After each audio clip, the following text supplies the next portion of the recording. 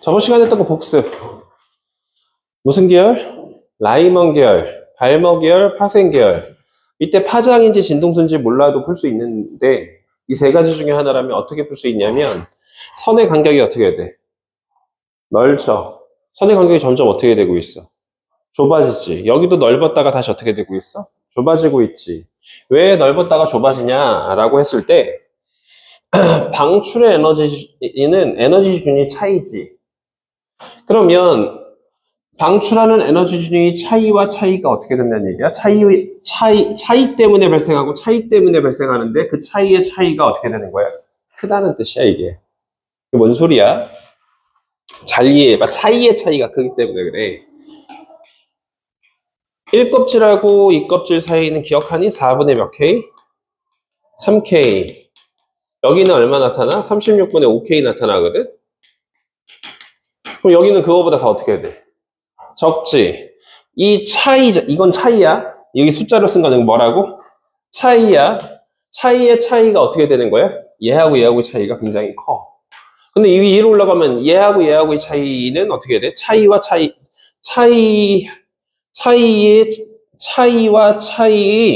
얘랑 얘랑의 차이야. 점점 어떻게 되니? 줄어들고 있죠. 그럼 선 간격도 어떻게 되는 거야? 줄어드는 형태로 나타나는 거야. 선 간격도 줄어드는 형태로 나타나는 거야. 그래서 차이의 차이가 줄어드기 때문에 그러는데 차이의 차이가 줄어든 쪽은 에너지 방출이 어떻게 하는 쪽이야? 많은 쪽이야. 에너지 방출이 많이 하는 무슨 계열 쪽으로 가까이 가는 거야? 파생 계열 이렇게 가는 거야. 그래서 사실 여기 무한대 개수가 있는 거고 여기는 파생 계열 되어 있고 쭉 가다 보면 라이먼, 발먼, 파생 계열을 매칭시켜라 라고 하면 여기 봐야지 지원아. 눈빛이 살아있어야 돼. 공부하는 아이들은 눈빛이 살아있어야 돼. 눈빛이 죽어있는 눈빛이 있다고 하고요. 살아있는 눈빛이 있다고 얘기합니다. 공부를 하는 아이들은 집중도를 굉장히 키워서 살아있는 눈빛을 가져가야 돼. 눈빛이 딴 데가 있으면 안 된다고. 다시 한번 얘기하지만 어디로 가야 된다고? 이쪽으로 가면 갈수록 어떻게 돼야 된다고? 에너지 방출량이 커. 다시 무슨 방출량이 커? 에너지 방출량이 커. 에너지 방출을 많이 하려면 다시 이 식을 기억하셔야지. 에너지 방출은 어떻게 된다고? HF이기도 하고 H 람다분의 어떻게 해야 돼? C라고 해서 에너지 방출을 많이 했어. 진동수가 큰 빛이고 파장은 어떤 빛이야? 짧은 빛이야. 얘가 커, 얘도 커, 얘는 어떻게 돼? 작아. 이렇게 판단하는 거야. 왜? 얘네들은 뭐기 때문에? 상수기 때문에. 알겠어요? 다시 에너지 방출을 많이 해. 진동수가 큰 빛이 방출돼. 근데 파장이 짧은 빛이 방출돼. 이렇게 얘기를 할 수 있다고. 그래서 간격만 보고도 판단할 수 있다는 거야. 지원이가 제대로 이해를 했나 봅시다. 자, 선 스펙트럼이 이렇게 나타났어. 그런데 여긴 간격이 좁았다가 넓어지고 있고 여기는 좁았다가 넓어지고 있어. 응? 하나는 라이먼이고 하나는 발머래. 둘 중에 하나는 라이먼이고 둘 중 하나는 발머래. 그럼 기억이 라이먼이니 니은이 라이먼이니 이걸 판단해봐. 그렇지. 기억이 라이먼이지. 왜냐면 이쪽으로 갈수록 에너지가 어떠니까? 많이 방출된 거니까. 알겠나요? 여기 좁아지는 쪽은 무한대 개수니까 라이먼 계열의 가장 에너지가 작은 쪽. 라이먼 계열의 가장 에너지가 작은 쪽. 뭐 사이야? 1하고 몇 사이야? 2 사이에 전자가 전이했을 때 나타나는 거고 니은 계열에서는 발머 계열인데 발머에서는 무한대 개수 너무 촘촘해서 어디가 기준인지 판단을 못하지만 얘는 발머 계열에서 가장 에너지가 작은 쪽이니까 2하고 몇 사이야? 3 사이가 된다는 얘기지. 3에서 2로 간다고 2, 3으로 간다는 얘기야. 이걸 아무것도 안 주고 판단할 수 있다는 거야. 그래서 그런 내용도 있으니까 참고로 알아두시고 다음 내용 이제 넘어가 봅시다. 이따가 본체는 조금만 풀어볼게. 자, 에너지띠 이론과 물질의 전기전도성 이렇게 나옵니다. 에너지띠, 고체의 에너지띠 이렇게 되어 있습니다. 왜 고체의 에너지띠야? 다른 녀석은 에너지띠가 없어서. 물질의 상태는 뭘 얘기하는 거야? 고체, 액체, 기체를 상태라고 얘기하는 거지. 맞아요? 다시 고체, 액체, 기체를 뭐라고 해? 상태라고 얘기하는 거죠. 고체, 액체, 기체를 상태라고 얘기를 하는데 기체의 경우는 에너지띠를 형성할 수가 없습니다.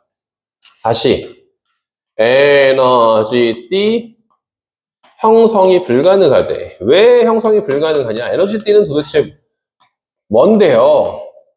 자, 에너지띠를 이해를 하려면 파울리의 무슨 원리를 알아야 돼? 베타 원리를 알아야 돼. 파울리 베타 원리에 의하면 하나의 양자 상태에는 전자가 두 개 있을 수 없다라고 되어 있습니다. 파울리 베타 원리에 의하면 하나의 양자 상태에서는 전자가 몇 개가 존재할 수가 없다고? 두 개가 존재할 수 없다라고 얘기를 하고 있네요. 그러면은 화학에서의 파울리 베타 원리는 뭐였는데? 하나의 오비탈에는 스핀 방향이 반대인 전자가 최대 몇 개까지 있다고? 두 개까지 있다야. 화학에서 조금 더 깊숙이 들어가 볼까? 파울리 베타 원리 양자수로 설명을 합니다. 다시 뭘로 설명해요? 양자수로 설명을 해요.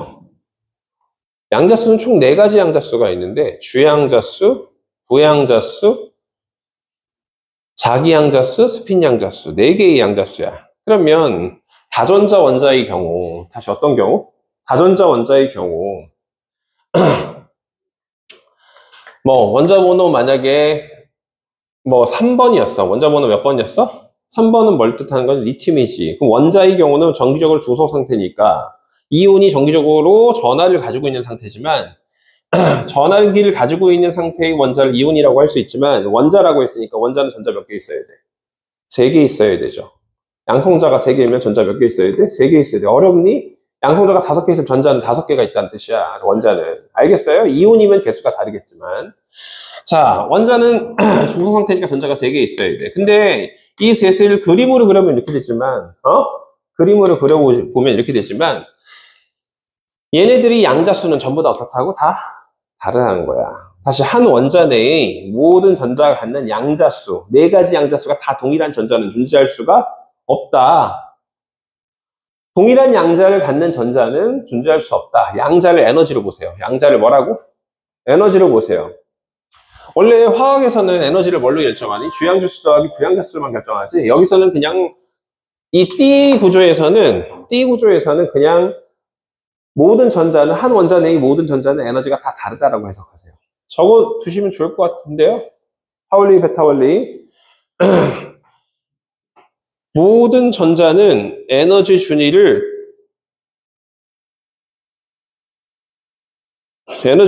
전부 다르다. 전부 뭐하다? 다르다. 이렇게 해석하시는 게 편해요. 모든 전자는 에너지 준위가 전부 다르다. 선생님, 같은 화학에서는 1s2고요, 2s2고 해가지고 여기 들어가는 녀석 에너지 똑같고 여기도 똑같고 2개씩은 똑같은 거 아니에요? 아니, 양자 상태가 다르기 때문에 에너지 다르다고 보세요. 알겠어요? 알겠어요? 화학하고 다르게 다 에너지가 다 다르다라고 생각하세요. 그러면 에너지가 다 달라. 그러면 봐봐. 기체의 경우는 플러스 3번 리튬 기체가 있다고 쳐봐. 선생님, 어떻게 리튬이 기체가 돼? 열을 많이 가면 다 모든 물질은 다 기체가 돼. 알겠어요? 자, 기체가 될 수 있어. 그러면 첫 번째, 두 번째, 세 번째, 네 번째 에너지 준위가 있는데 전자는 몇 개뿐이 없어? 3개뿐이 없어. 아래에서부터 쭉쭉쭉 차올라가는 거야. 알겠나요? 그럼 기체의 경우는 이렇게 존재해. 근데 고체의 경우가 문제야. 다시 어떤 게 문제야? 고체의 경우가 문제야. 기체의 경우는 이 리튬, 열을 많이 가한 리튬 원자하고 그 옆에 있는 리튬 원자 간격이 고체에 비해서 1000조배 이상 멀어요. 엄청 멉니다. 서로가 전자구름이 겹치지 않기 때문에 큰 문제가 안 생기는데 고체의 경우는 원자 사이 간격이 어떻게 돼? 굉장히 좁아, 가까워. 그래서 전자구름이 겹쳐서 이렇게 나타난다고 볼 거야. 얘도 전자 몇 개 있어야 돼? 같은 리튬이니까 3개 있어야 되지. 대답해. 졸려. 대답도 안 하고 집중력 없이 돌아가면 3개 있어야 돼. 그런데 얘도 리튬 원자고 리튬 원자이기 때문에 근처에 있는 녀석 중에 동일한 양자를 갖는, 양자수를 갖는 전자가 존재해야 되잖아. 근처에 존재하잖아. 그럼 이게 존재하는데 너무 근처에 있다 보니까, 너무 가까이 있으니까 동일한 에너지 준위에 2개의 전자가 나타나. 동일한 에너지 준위에 몇 개의 전자가 나타나? 2개가 나타나? 아니, 2개가만 나타나는 게 아니야. 선생님, 원자가 2개뿐이 없나요? 아니지. 졸라게 많지. 미안하다. 이런 영상을 찍고 있는데. 엄청 많지. 아보가드로 수만큼. 아보가드로 수 외우고 있니? 02 곱하기 10의 23제곱계. 그럼 10의 8제곱이 얼마야? 억이야. 요 정도는 상식이니까 외우고 다녀. 10의 8제곱. 억이야. 억에 억 빼면 얼마가 되는 거니? 경이 되겠죠. 조 다음에 경이니까. 그쵸? 경이에요. 16제곱. 경도 부족해. 그 다음 숫자는 선생님도 잘 모르겠는데 어쨌든 어마어마한 숫자만큼 겹쳐있게 돼요. 응? 왜? 탄소 12g이 모여있어. 탄소 12g. 야, 12g씩 느껴져? 안 느껴져. 그 안에 아보가드로 수만큼 있어. 원자가 얼마만큼 있어? 아보가드로 수만큼 있잖아. 6.0 곱하기 10의 23승계. 느껴지지 않을 진짜 미세한 양의 탄소 12g 안에는 아보가드로 수. 그럼 그 안에 있는 모든 전자들이 어떻게 된다는 얘기야? 같은 에너지 준위를 갖고 같은 원자니까 같이 존재해야 되는 거야. 그러면 여기도 하나의 양자 상태에서는 하나의 양자 상태를 하나의 에너지 준위로 보란 말이야. 어? 전자가 몇 개뿐이 안 존재할 수밖에 없기 때문에 한 개뿐이 안 존재할 수밖에 없기 때문에 얘가 미세하게 어떻게 돼? 전자들끼리 반발을 하게 돼. 근데 선생님 여기 밑에는 안 겹쳤는데요. 안 겹치는 부분은 반발을 안 하겠죠. 전자고리 겹쳐야 되는 반발하는 거라서. 반발하기 때문에 미세하게 파울리 베타울리 때문에 분리돼요. 에너지 준위가 미세하게 분리되는데 아보가드로 수만큼 분리되는 게 미세하게 분리되면 뭐처럼 나타나? D로 나타나는 거야. 다시 뭘로 나타나는 거야? D로 나타나는 거야. 어마어마한 개수가 분리됐기 때문에. 알겠어요? 그래서 고체의 경우는 다시 어떤 경우는? 고체의 경우는 에너지 D라는 게 존재합니다. 무조건 다 존재하는 건 아니야. 겹치지 않는 부분에선 존재하지 않을 수도 있어. 근데 에너지 D라는 것이 존재해요. 다시 고체들은 무조건 뭐가 존재할 수밖에 없다? 파울리 베타울리 때문에 에너지 D라는 것이 존재한다. 선들이 너무 무한대 개수만큼 가깝게 미세하게 분리돼서 연속에 가까운, 다시 뭐라고? 에너지 D? 뭐에 가까운? 연속에 가까운. 그래서 연속적인 것으로 취급하기도 한데 취급할 수 있는 에너지 준위 영역으로 라고 되어 있어서 이 부분이 말에 어폐가 있어요. 연속이라고 하는 학교도 있고 연속에 가깝다라고 하는 학교도 있어. 연속에 가깝다라고 하는 학교는 연속이라고 하면 안 되는 거고. 알겠나요? 학교 선생님마다 해석이 달라요. 알겠죠? 그래서 거의 연속이 맞는 표현인데 너무 연속에 가깝기 때문에 너무 많이 뭉쳐서 에너지 준위가 미세하게 분리된 게 너무 촘촘하게 있기 때문에 연속적으로 그냥 취급해버리는 상황으로 얘기할 수도 있대. 근데 그거는 이제 학교 선생님 마음이에요. 연속으로 볼 수도 있는 거고 연속에 그냥 가깝다라고만 해석할 수도 있는 거고. 학교 선생님 마음이니까 잘 생각하시고 영역으로 라고 되어 있습니다. 그러면 에너지 D 안에 전자들이 굉장히 많이 있을 텐데 아보가드로 수만큼 있을 텐데 그럼 모든 전자는 전부 다 에너지가 어떻게 되죠? 미세하게 분리됐기 때문에 전부 다 에너지 준위가 다 다르다라고 해야 돼. 알겠어요? 하나의 에너지 D 내부에 있는 전자들은 에너지 D 내부에 있는 전자들은 어떻게 된다고? 모두 에너지 준위가 다 다르다 이렇게 생각하세요. 알겠어요? 사실 이게 분리되는 이유가 뭐 때문이라고? 파울리의 베타울리 때문에 분리된다 이렇게 얘기를 합니다. 자, 그래서 쭉 읽어보시고 기체의 경우는 단일로 존재해. 이원자 같은 경우는 D를 만들 수 없어. 근데 보통 고체들은 어떻게 돼? 에너지 D를 만들어. 근데 이 사이에는 이 허용된 D를 뭐라고 하는 거야? 에너지 D라고 하는 거야. 허용된 D를 에너지 D라고 하는 거야. 그럼 이 사이에는 전자가 존재할 수 없는 영역이 존재해. 얘를 허용되지 않은 D라고도 하고 D틈 D간격이라고도 합니다. 다시 얘를 뭐라고 한다고? 허용되지 않은 D라고도 하고 D간격이라고도 하고 D틈이라고도 합니다. 다시 뭐라고도 해요? D틈. 야, 이 교과서 바뀌기 전에는 그 전 교과서는 D틈이라고 하고 이번엔 D간격이라고 하고 그때그때 막 명칭이 막 다 달라. 그렇죠?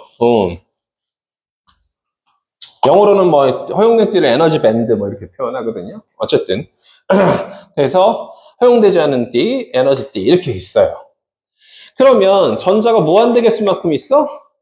하나의 원자 내 이거 무한대 개수 가까이 있긴 있지 가깝게. 근데 하나의 원자는 몇 개뿐이 없어. 뭐 3개. 이게 리튬이었다면 몇 개뿐이 없는 거야? 3개뿐이 없는 거죠. 얘도 몇 개뿐이 없는 거예요? 3개뿐이 없는 거지. 그런데 왜 위에도 안 그렸어? 얘가 몇 켈빈 상태라서? 0켈빈 상태라서. 0켈빈이면 이걸 무슨 온도라고 해요? 절대 0도라고 하죠. 더 이상 온도를 낮출 수가 없어. 어? 그러면 얘한테는 열 에너지를 공급할 수 있는 상태야, 없는 상태야? 없는 상태야. 어? 온도가 너무 낮은 상태에서는 얘가 열을 공급받지를 못해요. 온도가 가장 낮은 0켈빈 상태에서는. 그러면 전자가 채워질 때 어디부터 채워져? 낮은 쪽부터 채워져서 이렇게 지금 그린 거거든. 근데 온도가 높아지면 얘네들이 어떻게 돼? 열 에너지 흡수해서 어떻게 돼? 전이를 할 수 있어요. 높은 에너지 준위로 뭐 할 수 있어요? 전이할 수 있습니다. 움직여가는 현상을 전이라고 했었죠? 전이할 수 있어요. 다시 열 에너지, 빛 에너지, 전기 에너지를 흡수하면 올라갈 수는 있다고 했어. 저번 시간에도. 떨어질 때 무슨 에너지만 방출해? 빛 에너지만 방출해. 알겠어요? 다시. 그래서 0켈빈을 만들어준 이유가 뭐 때문에 그런 거야? 열 에너지를 흡수하지 못하도록 하기 위해서. 알겠어요? 위로 올라가지 못하게 하기 위해서. 그러면 전자가 채워진 0켈빈 상태에서 전자가 채워진 가장 마지막 D라고 하거든. 얘를 갖다가 얘를 원자값 D라고 해요. 다시 모든 에너지 D의 명칭이 있는 게 아니야. 응? 원자값 D라는 명칭이 뭐라고요?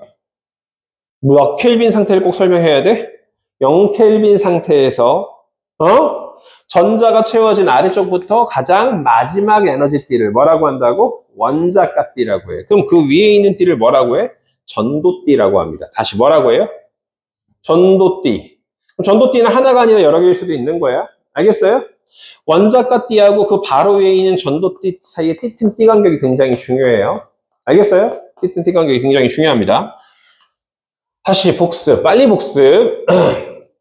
기체의 경우는 전자구름들이 거의 겹칠 일이 거의 없기 때문에 전자가 존재하는 에너지가 서로 멀리 떨어져 있어 다른 전자에 영향을 주지 않으므로 에너지 분포가 서로에게 영향을 주지 않아서 그냥 선으로 그냥 나타나는데, 그런데 고체의 경우는 서로가 뭐하고 있기 때문에 전자구름이 겹쳐서 서로에게 영향을 준단 말이지. 그래서 파울리, 베타원리에 의해서 하나의 양자 상태에서는 동일한 전자가 존재할 수가 없다. 같은 에너지 준위 상태에서는 동일한 두 개의 전자가 존재할 수가 없다고. 두 개 이상의 전자가 존재할 수 없어서 미세하게 에너지 준위가 어떻게 된다고?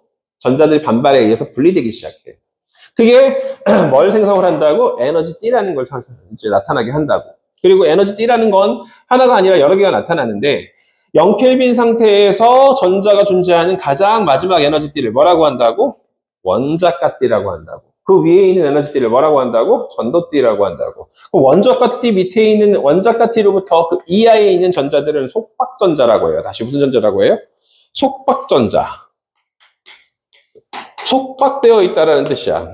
잘 움직일 수가 없다는 뜻이고, 그 위에 있는 전자를, 즉 전도띠에 있는 전자를 뭐라고 하는 거야? 자유전자라고 하는 거야. 알겠나요? 그러면 전도띠의 전자를 뭐라고 한다고? 자유전자라고 해. 에너지띠에 대해서 설명을 좀 한번 해봤습니다. D틈 D 간격에는 뭐가 존재할 수가 없다고? 전자가 존재할 수 없다고. 또 에너지띠 내부에 있는 모든 전자들의 에너지가 다 다르다. 이렇게 생각하시면 돼요. 자, 외우는 내용들이라서 뭐 어렵다고 징징거릴 필요가 없는 내용입니다. 자, 에너지띠를 좀 설명했는데 이 에너지띠를 가지고 뭘 설명하려고 지금 나타났냐면 도체, 반도체, 절연체를 분류하려고. 다시 뭘 분류하려고? 도체, 반도체 뭘 분류하려고? 절연체를 분류하려고. 요즘은 왜 이걸 부도체라고 안 하는지 모르겠어. 그쵸? 자, 절연체가 좀 더 나은 표현이라서 그런가 보지 뭐 그렇게 생각하세요. 절연체는 그냥 부도체야. 그럼 도체, 반도체, 절연체를 구분하는 기준, 분류 기준이 뭘까? 분류 기준. 원자값 D하고 전도띠 사이에 D틈 D 간격을 통해서 분류해요. 다시 원자값 D하고 뭘 통해서? 전도띠 사이에 D틈 D 간격을 통해서 분류합니다. 원자값 D하고 바로 위에 있는 전도띠야. 그냥 바로 위에 있는 말을 빼도 괜찮아. 알겠어요? 원자값 D하고 전도띠 사이의 D틈 D 간격을 기준으로 뭘 판단한다고? 도체, 반도체, 절연체를 분류를 하게 돼 있어요. 그래서 에너지띠가 좀 중요한 거야. 우리나라 어떤 강국이라고 해야지? 강국. 반도체 강국이죠. 반도체랑 연결시키는 게 이 단원의 목표야. 알겠어요? 자, 그러면 분류 기준, D틈 D 간격을 기준으로 분류 기준, D틈 D 간격, D 간격. 근데 이게 그냥 D야, 원자값 D하고 전도띠 사이야? 원자가 띠하고 누구 사이? 그 바로 위에 있는 전도띠 사이에서의 띠틈 띠간격을 통해서 분류합니다. 그러면 도체의 경우는 다시 어떤 경우는? 도체의 경우는 원자가 띠가 이렇게 있으면 전도띠가 겹쳐져 있어. 겹칠 수 있대. 원자가 띠고 위에 있는 띠는 무슨 띠라고? 전도띠야. 그럼 겹쳐져 있으면 여기 있는 전자는 속박전자도 되고 자유전자도 되는데 그럼 선생님 자유전자가 있다고 얘기할 수 있나요? 없나요? 있다고 얘기를 하는 거야. 알겠어요? 몇 켈빈 상태에서도 존재하는 거야? 0켈빈 상태에서도 존재하는 거야. 알겠나요? 다시 도체는 몇 켈빈 상태에서도 자유전자가 존재할 수 있다고? 0켈빈 상태에서도 자유전자가 존재할 수 있다. 또는 이렇게 그리기도 합니다. 그냥 이렇게 그리면 붙어 있는 거죠, 짝. 그쵸? 또 하나는 미세하게 떨어져 있는 경우. 다시 어떻게 떨어져 있는 경우? 미세하게 떨어져 있는 경우. 이걸 뭐라고 하는 거야? 도체라고 얘기를 합니다. 응? 그러면 전기전도는 누가 제일 좋은 거니? 얘가 제일 좋겠지. 처음부터 자유전자가 많은 거. 그쵸? 전기 잘 흐르게 하는 녀석이 얘일 거야. 그럼 반도체는 어떻게 돼 있는데? 옆에다 그려볼까요? 반도체는 띠틈 띠 간격이 누구보다는 넓어요?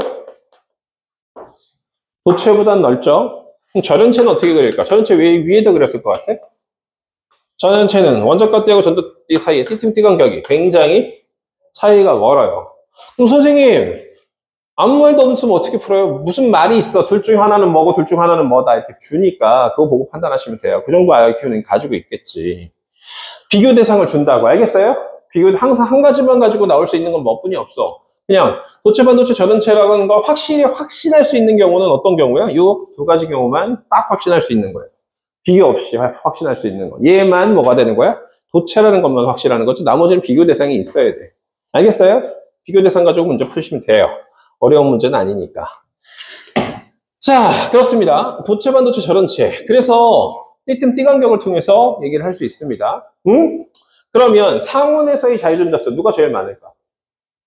당연히 도체가 제일 많겠지. 자유전자수를 가지고 다시 0켈빈 상태에서의 자유전자수야? 상온에서의 자유전자수야? 상온 몇 켈빈 근처야? 상온은 24도씨, 25도씨를 말하는 거죠. 몇 켈빈 근처야? 300켈빈 근처야. 알겠나요? 왜? 273에다가 몇을 더해버리면 25도씨 더해버리면 얼마가 돼? 290 몇이 돼? 8이니까 300켈빈 근처. 뭐라고 봐도 돼? 상온이라고 보셔도 상관은 없죠. 그쵸? 지원아 뒤에 서서 들어. 나 지금 또 빨리 나가야 되는데 내가 그걸 기다려줄 여력이 없어 지금. 알겠어요? 어려운 내용 아닌데 들으면 웬만큼 다 이해되는 것들이라서 빨리빨리 나가려고 하는데 졸고 있으면 내가 진도를 못 나간단 말이야. 자, 상온 근처에서는 다시 상온에서는 0켈빈이 아닙니다. 그럼 전자가 어떻게 돼? 0켈빈 상태에서보다 더 올라갈 수 있죠? 자유전자수. 상온에서의 자유전자수. 도체가 어떻게 돼? 가장 많고, 그 다음에 반도체, 무슨 체? 절연체. 이렇게 있겠죠. 그럼 얘는 뭐에 가까워, 거의? 0에 가까워. 다시 몇에 가까워? 0에 가깝다. 이렇게 얘기할 수 있어요. 0이라고 보는 학교 선생님들도 있으니까 그거 잘 표현해. 그러니까 일반 학교 가는 학교들, 그러니까